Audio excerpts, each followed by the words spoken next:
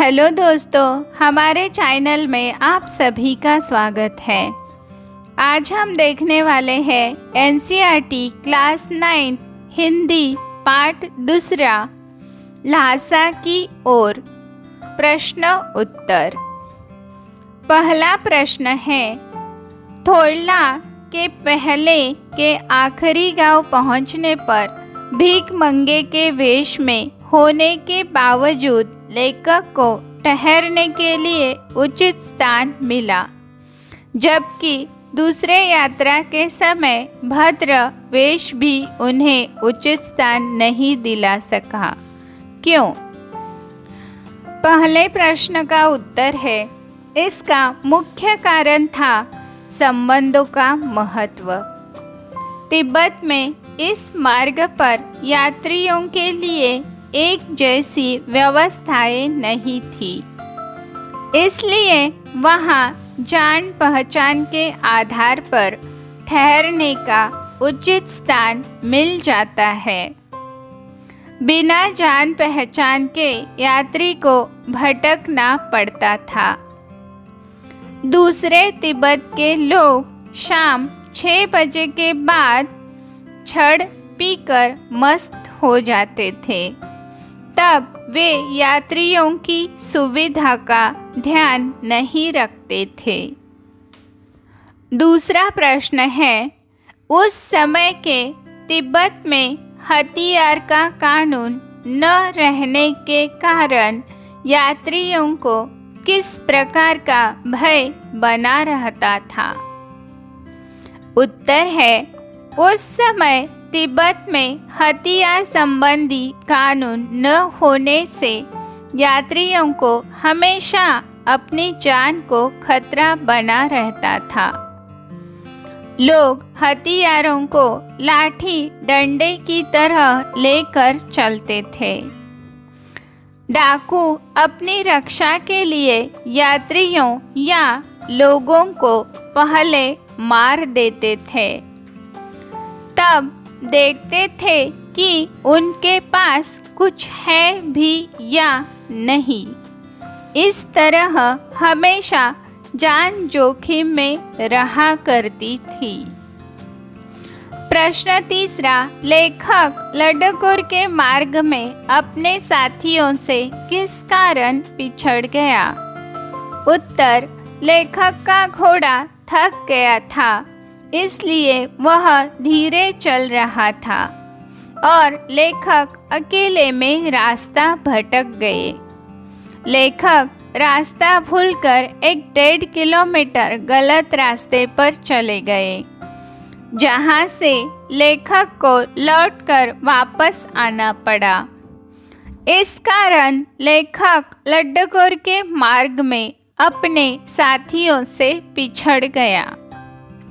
चौथा प्रश्न, लेखक ने शेखर विहार में सुमति को उनके यजमानों के पास जाने से रोका, परंतु दूसरी बार रोकने का प्रयास क्यों नहीं किया? उत्तर, लेखक ने शेखर विहार में सुमति को यजमानों के पास जाने से रोका था, क्योंकि अगर वह जाता तो उसे बहुत वक्त लग जाता और इससे लेखक को 1 सप्ताह तक उसकी प्रतीक्षा करनी पड़ती। परंतु दूसरी बार लेखक ने उसे रोकने का प्रयास इसलिए नहीं किया क्योंकि वे अकेले रहकर मंदिर में रखी हुई हस्तलिखित पोथियों का अध्ययन करना चाहते थे। पांचवा प्रश्न है, अपनी यात्रा के दौरान लेखक को किन कठिनाइयों का सामना करना पड़ा? उत्तर है, लेखक को इस यात्रा के दौरान अनेक कठिनाइयों का सामना करना पड़ा। जगह जगह रास्ता कठिन तो था ही, साथ में परिवेश भी बिल्कुल नया था। उनका घोड़ा बहुत सुस्त था, इस वजह से लेखक अपने साथियों से बिछड़ गया और अकेले में रास्ता भूल गया। डाकू जैसे दिखने वाले लोगों से भीख मांगनी पड़ी। भिखारी के वेश में यात्रा करनी पड़ी। समय से न पहुंच पाने पर सुमति के गुस्से का सामना करना पड़ा। तेज धूप में चलना पड़ा था। वापस आते समय लेखक को रुकने के लिए उचित स्थान भी मिला था। छठा प्रश्न है, प्रस्तुत यात्रा वृत्तांत के आधार पर बताइए कि उस समय का तिब्बती समाज कैसा था। उत्तर, प्रस्तुत यात्रा वृत्तांत के आधार पर उस समय का तिब्बती समाज के बारे में पता चलता है कि तिब्बती के समाज में छुआछूत, जाति पाति आदि कुप्रथाएं नहीं थी।